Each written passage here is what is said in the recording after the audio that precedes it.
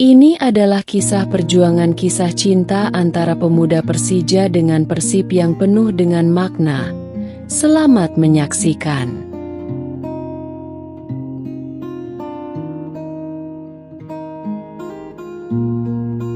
Hari itu Jakarta bergemuruh. Stadion utama Gelora Bung Karno penuh sesak oleh suara ribuan supporter. Persija menjamu Persib dalam laga yang panas. Bukan hanya karena pertandingan, tapi karena rivalitas yang sudah mengakar dalam sejarah. Di tribun selatan, Arga berdiri dengan syal oranye melingkar di lehernya. Matanya tajam menatap lapangan, namun sesekali ia memperhatikan sekitar. Ada sesuatu yang terasa berbeda hari itu. Dan memang benar, di tengah lautan Jakmania, matanya menangkap sosok tak biasa. Seorang gadis mengenakan jaket hitam polos. Wajahnya tenang tapi tatapannya tajam mengikuti bola, seolah ia sangat paham permainan. Namanya Laras. Ia datang ke Jakarta diam-diam bersama sepupunya. Bukan supporter keras, tapi darah biru Persib mengalir kuat dalam keluarganya. Rasa ingin tahu mendorongnya masuk ke stadion lawan, hanya untuk merasakan atmosfer musuh secara langsung. Takdir mempertemukan mereka dalam jarak yang terlalu dekat. Saat gol pertama terjadi, semua orang berdiri, dan dalam hiruk-pikuk itu, tangan mereka bersentuhan. Laras menoleh. Arga tersenyum. Sebuah senyum kecil yang cukup untuk membuka percakapan di tengah keramaian yang membakar. Dari situ, semuanya dimulai.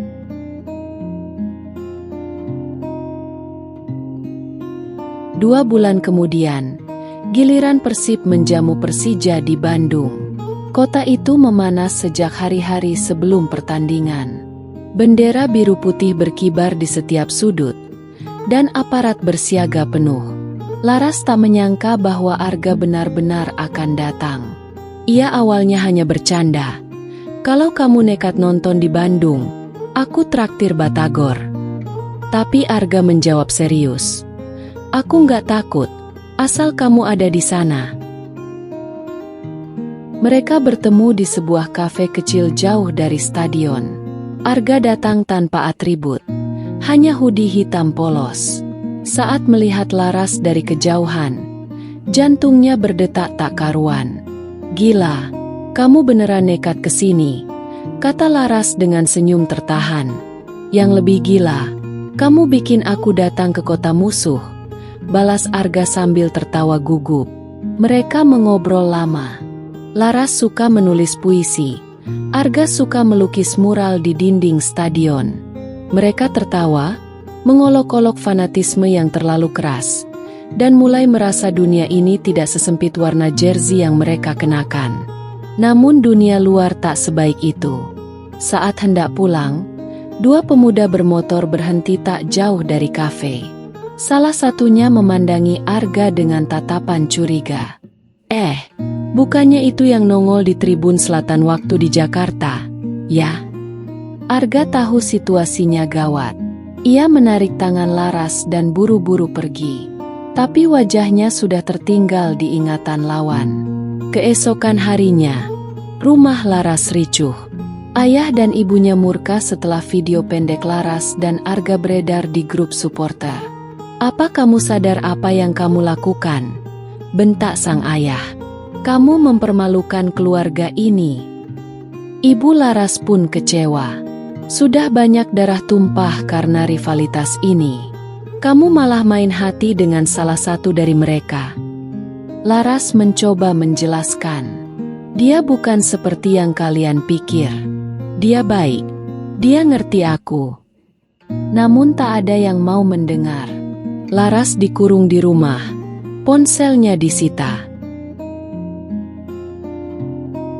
Sementara di Jakarta, Arga gelisah. Ia tahu risikonya, tapi tak menyangka akan separah ini. Mungkin memang tak ada tempat untuk cinta di antara 2 bendera yang saling membenci. Tapi hatinya belum siap menyerah. Dalam hujan yang menusuk kulit, Arga tiba di Bandung. Ia membawa satu tekad, meminta restu, Bukan hanya dari orang tua Laras, tapi dari dunia yang selama ini menolak perbedaan. Di dalam ranselnya, ada lukisan kecil yang ia buat. Dua tangan saling menggenggam dengan latar oranye dan biru. Dengan bantuan sepupu Laras, ia berhasil masuk ke rumahnya. Namun belum sempat bicara, 5 orang supporter Persib menghadangnya di depan. Salah satu dari mereka menunjuk. Ini dia yang duduk bareng cewek itu di kafe. Suasana memanas. Ayah Laras keluar dan mengajak Arga masuk ke dalam. Di ruang tamu, suasananya seperti ruang sidang. Arga duduk di seberang ayah Laras, ibunya, dan beberapa orang lain yang tampak bukan sekadar keluarga. "Apa yang kamu cari di sini?" tanya sang ayah. "Restu. Saya serius dengan Laras. Saya tahu ini gila, tapi saya nggak main-main. Kalau kamu benar-benar cinta, kamu akan tahu ini salah," potong salah satu supporter. "Tapi kalau kita terus menolak hanya karena warna baju, sampai kapanpun kita nggak akan pernah maju," jawab Arga pelan. Percakapan berlangsung panjang, tegang, dan penuh tekanan. Tapi Arga tetap tenang. Ia tak melawan, tak memaki, hanya menunduk dan menjelaskan dengan tulus. Akhirnya keputusan keluar. Ia tak diterima. Diminta pergi sebelum semuanya memburuk. Dengan langkah pelan, ia meninggalkan rumah Laras, menanggung sorot mata curiga dan kecewa. Namun hatinya tetap percaya, ini belum akhir. Beberapa hari kemudian, di ruang makan rumahnya di Jakarta, Arga duduk lesu. Ibunya mendekat. "Kamu masih mikirin gadis itu?" Arga mengangguk. "Aku sudah ke Bandung, tapi ditolak habis-habisan." Ayahnya yang biasanya diam, tiba-tiba berkata, "Kalau kamu cinta beneran, buktikan. Tapi jangan lawan dengan emosi. Cari jalan lain." Ibunya menimpali, "Kalau kalian yakin, pindahlah. Jangan di Jakarta. Jangan di Bandung. Mulai dari nol, di tempat yang tak punya sejarah luka." Arga tertegun. Untuk pertama kalinya, ia merasa tidak sendiri melawan dunia. 2 bulan setelah pertemuan terakhir mereka, Laras duduk di taman kecil di pinggiran Yogyakarta. Ia baru menyelesaikan semester terakhir kuliahnya secara daring. Ia membuka ponsel. Sebuah pesan masuk. "Aku di Yogya. Kalau kamu siap, mari kita mulai ulang." Degup jantungnya seperti saat pertama kali tangan mereka bersentuhan. Ia tahu ini tidak akan mudah, tapi hatinya yakin. Ini satu-satunya langkah yang benar. Setahun kemudian, di sebuah rumah kecil di pinggir Kaliurang, hidup baru telah dimulai. Halamannya penuh bunga kertas dan suara anak-anak. Di dalam rumah, Arga menyuapi anak pertamanya, Alia, sementara Laras melipat baju sambil mencuri pandang ke arah mereka. Tak ada atribut klub, tak ada bendera yang memisahkan. Mereka membangun segalanya dari nol. Namun di sudut dinding rumah mereka, tergantung satu lukisan kecil.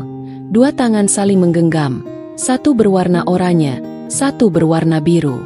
Sebagai pengingat, bahwa cinta yang besar tak harus melawan. Ia hanya perlu arah yang tepat, dan keberanian untuk memulai ulang.